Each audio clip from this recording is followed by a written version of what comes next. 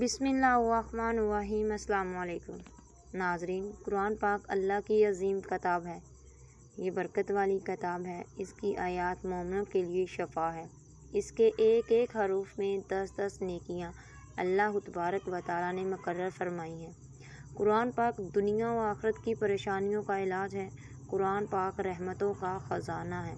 اس عظیم و رحمتوں والے خزانے سے مالا مال ہونا ہو تو پہلے سچے دل سے بسم اللہ الرحمن الرحیم پڑھو، پھر اس خزانے کو کھولو اور زیادہ سے زیادہ اللہ کی رحمتوں کو حاصل کرو۔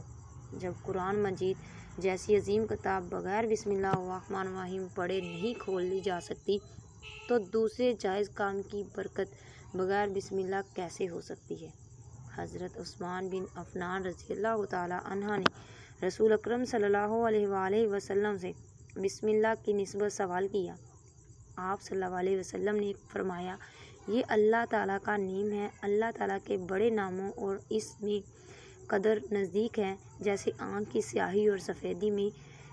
جابر رضی اللہ تعالیٰ عنہ فرماتے ہیں، جب یہ یاد بسم اللہ الرحمن الرحیم اتاری گئی، بادل مشرق کی طرف جھٹ گئے، ہوائیں ساکن ہو گئی، سمندر ٹھہر گئے، جانور نے کان لگا لیے، شیطانی آسمان سے شعلے گرے اور شیطانوں پر آسمان سے شعلے گرے، اور پروردگار عالم نے اپنی عزت و جلال کی قسم کھا کر فرمایا کہ جس چیز پر میرا یہ نام لیا جائے گا اس میں ضرور برکت ہوگی۔ ابن مسعود رضی اللہ تعالیٰ عنہ فرماتے ہیں کہ جہنم کی 19 دردگاہوں سے بچنا چاہتے ہو تو بسم اللہ الرحمن الرحیم پڑھو۔ اس کے بھی 19 حروف ہیں، ہر حروف ہر فرشتے سے بن جاؤ گا۔ اب ایسے اپنے عطیہ نے بنایا کہ لیکن کچھ ایسی جگہ جہاں پر بسم اللہ الرحمن الرحیم پڑھنا حرام ہے، جائز نہیں ہے، ہر انسان جہاں چاہتا ہے پڑھ لیتا ہے۔ کچھ لوگوں کی ایسی عادت بن جاتی ہے کہ وہ ہر کام کرنے سے پہلے ایک دم بسم اللہ الرحمن الرحیم پڑھتے ہیں، تو کچھ لوگ ایسی جگہ پر جہاں بسم اللہ الرحمن الرحیم نہیں پڑھنا چاہیے، جہاں پر بسم اللہ الرحمن الرحیم انسان اگر پڑھتا ہے تو وہ گنہگار ہو جاتا ہے۔ بسم اللہ الرحمن الرحیم پڑھنا ایسی جگہ پر، ایسے مقامات پر جائز ہی نہیں۔ اب آپ یہ سمجھ لیجئے کہ وہ کون سے مقامات ہیں جن پر بسم اللہ الرحمن الرحیم پڑھنا چاہیے، کن مقامات پر بسم اللہ الرحمن الرحیم نہیں پڑھنا چاہیے۔ ناظرین، آپ نے سنا ہوگا ہر کام شروع کرنے سے پہلے بسم اللہ الرحمن الرحیم پڑھنا چاہیے، کیونکہ بسم اللہ الرحمن الرحیم کا معنی اللہ کے نام سے شروع، جو بڑا مہربان نہایت رحم والا ہے۔ یعنی ہم کام کو جو بسم اللہ الرحمن الرحیم پڑھ کر شروع کر رہے ہیں وہ اللہ کے نام سے شروع کر رہے ہیں، تاکہ اللہ تعالیٰ ہمارے اس کام میں برکت عطا فرمائے۔ اور بسم اللہ الرحمن الرحیم پڑھنے کے فائدے بھی بہت زیادہ ہوتے ہیں۔ اگر کوئی انسان کسی کام کو پڑھ کر کرے تو اللہ تبارک و تعالیٰ اس کے کام میں برکت عطا فرماتا ہے۔ یہ سنت بھی ہے۔ حضور صلی اللہ علیہ وسلم نے بہت سارے مقامات پر ہمیں بسم اللہ الرحمن الرحیم پڑھنے کی تاکید فرمائی ہے، اور حضور صلی اللہ علیہ وسلم نے بسم اللہ الرحمن الرحیم پڑھنے کا حکم دیا ہے۔ اب اگر کوئی بھی نیک کام شروع کر رہے ہیں اور اس نیک کام شروع کرنے سے پہلے بسم اللہ الرحمن الرحیم آپ پڑھ لیں تو آپ کی سنت بھی ادا ہو جائے گی، اور اس پر ثواب بھی ملے گا، اور اس کام میں برکت بھی ہوگی، آپ کو ملے گی۔ اگر آپ نے کسی کام شروع کرنے سے پہلے بسم اللہ الرحمن الرحیم پڑھ لیا تو پھر انشاءاللہ اس میں آپ کا نقصان نہیں ہوگا۔ اللہ تبارک و تعالیٰ خود آپ کو حامی و مددگار و ناصر بن جائے گا، کیونکہ آپ نے اپنے اس کام کو اللہ کے نام سے شروع کیا ہے کہ ہمارا کام تھا ہم نے کر لیا۔ بندہ کیا کرتا ہے؟ جو اس کے بس میں ہوتا ہے، بندہ تو اسباب اختیار کرتا ہے۔ بندہ کر بھی کیا سکتا ہے؟ بندے کے ذمہ صرف اسما کا اختیار کرنا ہے۔ آپ کسی کام کو کرنے سے پہلے بسم اللہ الرحمن الرحیم صبح کے وقت تیار کریں۔ ہمیں کام کرنا ہے، باقی آپ اللہ کے سپرد کر دیں۔ آپ اپنے کام کو کریں، باقی جو آپ کا کام ہے وہ اللہ تبارک و تعالیٰ کے سپرد کر دیں۔ ایک مرتبہ ایک صحابی نبی کریم صلی اللہ علیہ وسلم میں پریشان کی حالت میں آیا اور عرض کی، یا رسول اللہ، ہمارا اونٹ کہیں کھو گیا ہے۔ تو آپ صلی اللہ علیہ وسلم نے ان کو بتایا کہ اللہ پر بھروسہ کرو، اور اللہ پر بھروسہ ہی اصل چیز ہے۔ یہ بولا کہ میں نے اللہ پر بھروسہ کر لیا، اللہ پاک کافی بہتر کارساز ہے۔ تو کچھ صحابہ کرام کہنے لگے، یا رسول اللہ، ہمیں اللہ کی ذات پر بھروسہ ہے، کیا ہم اپنے اونٹ کو ایسے ہی چھوڑ دیں؟ اگر ہماری قسمت میں ہوگا تو ہمارے اونٹ واپس آ جائے گا، تو ہمارے مقدر میں نہیں ہوگا تو وہ چلا جائے گا۔ ہمیں اللہ کی ذات پر بھروسہ ہے۔ تو آپ صلی اللہ علیہ وسلم نے فرمایا نہیں، پہلے اپنے اونٹ کو باندھو، پھر اللہ کی ذات پر یقین کرو، اپنے اونٹ کو ڈھونڈو اور پھر اللہ کی ذات پر بھروسہ کرو۔ یعنی ہمارے ذمہ جو کام ہے وہ ہمارے اوپر لازم ہے، اسباب کا انسان انکار نہیں کر سکتا۔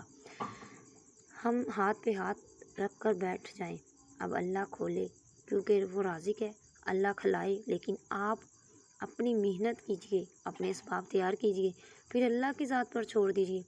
آپ پہلے جاؤ مزدوری پر، آپ کام کرو اور اپنے کاروبار کرو، پھر اللہ تبارک و تعالیٰ کی ذات پر چھوڑ دو۔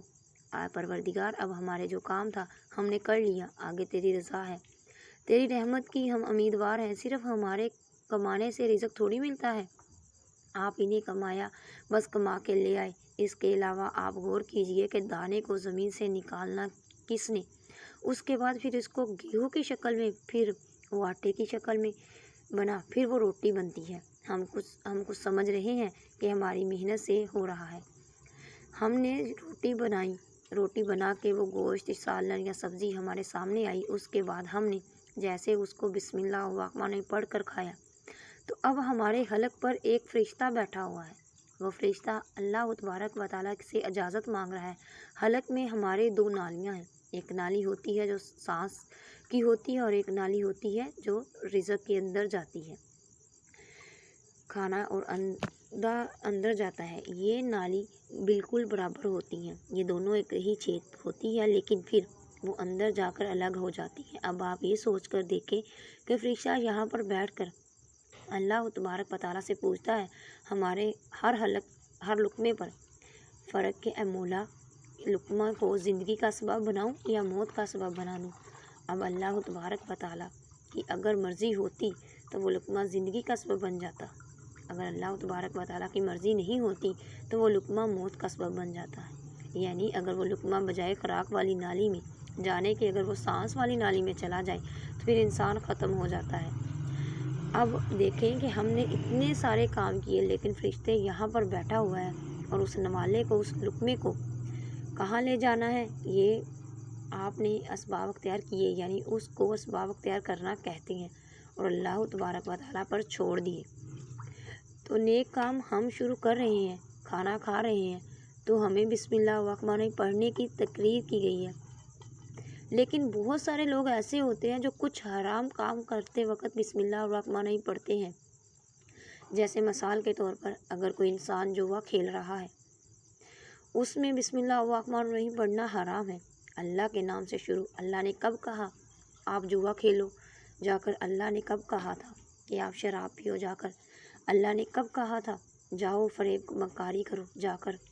اللہ نے تو کہا ہی نہیں۔ ایک شخص بڑے عالی شان منزل بنائی اور اس پر لکھا ضامن فضل ربی، اور شیطان نیچے بیٹھا رو رہا ہے، تو لوگوں نے پوچھا تم کیوں رو رہے ہو؟ تو اس نے کہا دیکھو میں نے اس سے جھوٹ بلوایا، فریڈ کروایا، ہم نے اس کی بلڈنگ فراڈ کر کے بنوائی اور یہ لکھ رہا ہے یہ میرے رب کا فضل ہے۔ اللہ نے کیا کہا تھا کہ جھوٹ بول کے کمانا؟ اللہ نے کہا تھا ڈھونگ کرنا؟ اللہ نے کیا کہا تھا فراڈ کرنا؟ تو مقصد صرف یہ ہے کہ شیطان تو ہر طرح سے انسان کو بہکاتا ہے، تو اس لیے حرام کاموں سے بچنے سے پہلے ہمیں بسم اللہ الرحمن الرحیم پڑھنا چاہیے۔ ہمیں ہر نیک کام شروع کرنے سے پہلے بسم اللہ الرحمن الرحیم پڑھنا چاہیے۔ ہمیں اختیار رکھنا چاہیے کہ جب ہم نہا رہے ہوں، باتھ روم کے اندر داخل ہو چکے ہوں، نہانے سے قبل بسم اللہ الرحمن الرحیم نہ پڑھیں، باتھ روم جانے سے پہلے بسم اللہ الرحمن الرحیم پڑھیں، باتھ روم سے نکلنے کے بعد جب ہم کپڑے پہنے تو پھر بسم اللہ الرحمن الرحیم پڑھیں۔ اور کوئی انسان کاروبار کرتا ہے، اس نے جھوٹ بولا اور پھر اس کے بعد پیسے لیتے وقت بسم اللہ الرحمن الرحیم پڑھو، تو اس جگہوں پر جہاں پر حرام کام کوئی بندہ کرتا ہے اور وہاں پر بسم اللہ الرحمن الرحیم پڑھنا چاہیے، کیونکہ پڑھنا ہی نہیں چاہیے۔ اللہ تبارک و تعالیٰ آپ کو دنیا میں چھوٹ دے رکھی ہے، جیسا کرو گے ویسا بھرو گے۔ اللہ سب کو دیکھ رہا ہے، کون کیا کر رہا ہے، تو جو کچھ بھی ہم کر رہے ہیں صحیح یا غلط، اس کے بعد پھر لوگ کہتے ہیں یہ تو اللہ کی مرضی، لیکن یہ یاد رکھنا کہ اللہ کی مرضی نہیں، اللہ کی اجازت ہے، اللہ نے آپ کو اجازت دی ہے، بس اللہ نے چھوٹ دی ہوئی ہے کہ کر لو دنیا میں جیسا کرنا ہو۔ اللہ ظالموں کو دل دیتا ہے لیکن جب پکڑتا ہے، اللہ ظالموں کو ڈھیل دیتا ہے لیکن جب پکڑتا ہے تو چھوڑتا نہیں۔ اللہ کی پکڑ، اللہ بہت سختی سے پکڑتا ہے۔ دنیا میں اللہ دیکھ رہا ہے، یہ مرضی نہیں ہے اللہ کی آپ گناہ کرو، لیکن اس نے بسم اللہ بس اجازت دی ہوئی ہے کہ آپ پر لوگ دیکھو کتنے کرو گے، ایک دن آؤ گے میرے پاس، جب آؤ گے تب ہم فیصلہ کریں گے، مالک یوم دین، انصاف کے دن کا حاکم تو اللہ کے رویے سمجھے۔ اور ہمیں یہ سمجھنا چاہیے کہ کون سا کام ہمیں کب کرنا چاہیے، کم نہیں کرنا چاہیے۔